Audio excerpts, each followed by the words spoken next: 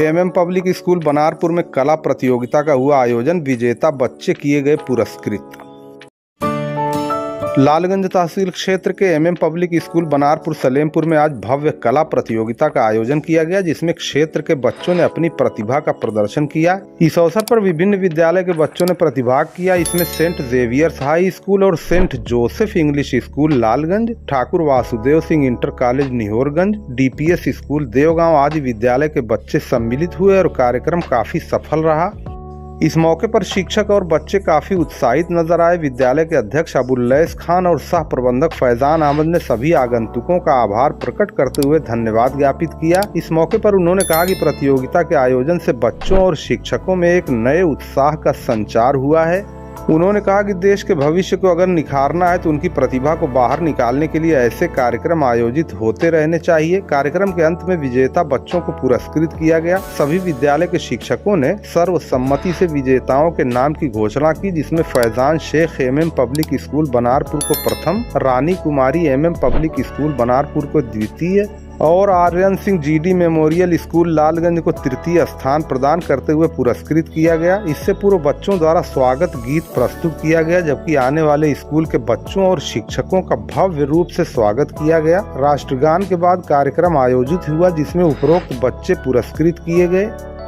कार्यक्रम में स्कूल के senior coordinator Sunil Kumar, junior coordinator गुलशमन Arif, science lab in charge Subhash Yadav, camp lab in charge Satwant Rawat, गणित के head of department Prakash Barnwal, discipline in charge Yogendra Yadav, Urdu के हेड ऑफ डिपार्टमेंट हाफिज कासिम, जेबा फिरदौस, शकीला अंसारी, अनीता सिंह, अनीता सरोज, हिना साहनी, शीजा बानो, प्रीति मौर्य, आरफा खान, आरफा शेख, समर शिफा, नूर फातिमा, रिशु सिंह, अंबिया, रईस अहमद आदि प्रमुख रूप से मौजूद रहे। दोस्तों, अगर आप नए हैं तो हमारे चैनल को सब्सक्राइब अवश्य करें, ताकि आपको हर जानकारी समय पर मिलती रहे। खबर पसंद आने पर लाइक और शेयर करना न भूलें। जी बताइए प्रिंसिपल साहब, क्या प्रोग्राम है आज का?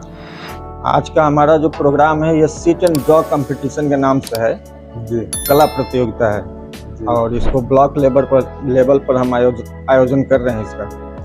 और लगभग सभी स्कूल जो रेपुटेड स्कूल्स हैं इस इलाके के सभी आए हैं। और कोशिश हमारी यह है कि जो शहरों में जिस तरह का एक मौका बच्चों को दिया जाता है, वह मौका हम यहाँ दें ताकि उनका प्रतिभा निकल के सामने आए। कितने स्कूल के बच्चे भाग ले रहे हैं आज? आज 8 स्कूल के जी। सभी लोग आ गए हैं। तो कार्यक्रम क्या होगा? कार्यक्रम पहले तो इन सबका स्वागत होगा जी। फिर एक वेलकम सॉन्ग डांस है छोटे बच्चों का जी। और उसके बाद फिर नेशनल एंथम होगी। उसके बाद ड्राइंग कंपटीशन शुरू होगा। क्या उद्देश्य है इसका? आपका ये आयोजन करने का उद्देश्य असल क्या है? असल उद्देश्य अगर बताएं तो यही है कि हम ये चाह रहे हैं कि क्षेत्र में चाहे जो भी स्कूल हो जी, बच्चों का प्रतिभा हमको पता चले कि क्या छुपा हुआ है। मैंने तभी हमारा क्षेत्र उभारना असल उद्देश्य जी, तभी हमारा क्षेत्र विकसित होगा जी। क्योंकि ये पूर्वांचल क्षेत्र जो है जिसमें बिहार के भी कुछ पार्ट आते हैं जी। इसका ये है कि ये मजदूरों का क्षेत्र माना जाता है और आज से नहीं, आज़ादी के पहले से जी। तो ये तमगा थोड़ा सा हटे, यही उद्देश्य है। क्या वजह है कि यहाँ के बच्चे बहुत आगे नहीं बढ़ पाते? कहाँ रुक जाते हैं वो? कहाँ से फॉल्ट है? फॉल्ट इसमें अभिभावकों का भी है जी।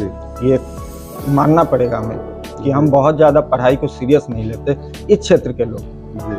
और यही कारण है कि हमारे बच्चे बहुत आगे नहीं जाते हैं। इसी उत्तर प्रदेश के आप देखें, वेस्टर्न उत्तर प्रदेश जो है वहाँ के बच्चे बहुत आगे जाते हैं, लेकिन हमारे इस क्षेत्र के बच्चे आगे नहीं बढ़ पाते। और एक चीज़ दिमाग में हमारे यहाँ कि बाहर जाना है, ये चीज़ बहुत बुरा है। बाहर जाने का मतलब कि ये सबके घर की बात है, मेरे घर की भी जी। कि पहले ही से सोच लेते हैं मुझे सऊदी जाना है, मुझे दुबई जाना है, डॉक्टर इंजीनियर बनना है, ये नहीं सोचते जी। इनकी प्रतिभा में वो बाधा बन रहा है अगर कहा जाए जी। जो मानसिकता है कि हम यहाँ से विदेश भेज देंगे, कुछ नहीं किया, पढ़ा लिखा, कम पढ़ा लिखा, ज्यादा पढ़ा लिखा, उसको विदेश भेज देंगे, ये मानसिकता इनकी खतरनाक है। ये मानसिकता खतरनाक जी। बच्चों के आगे बढ़ने में ये घातक है अगर कहा जाए तो। बिल्कुल जी। इसके लिए आम लोगों का क्या आह्वान करेंगे? क्या करें लोग की? एक शिक्षक होने के नाते तो यही आह्वान करेंगे हम कि सबसे पहले शिक्षा को महत्व दिया जाए किसी भी हाल में बच्चों को पढ़ाया जाए, उन्हें शिक्षित बनाया जाए, क्योंकि हमारे लोग शिक्षित होंगे तभी उनको सम्मान मिलेगा पूरे विश्व में। जी नहीं तो हमेशा हम मजदूरों के तौर पर ही पूरे विश्व में जाने जाएंगे। जी। तो इस चीज को खत्म करना होगा। एक छोटा सा हमारा प्रयास है, आगे तो भगवान की मर्जी है।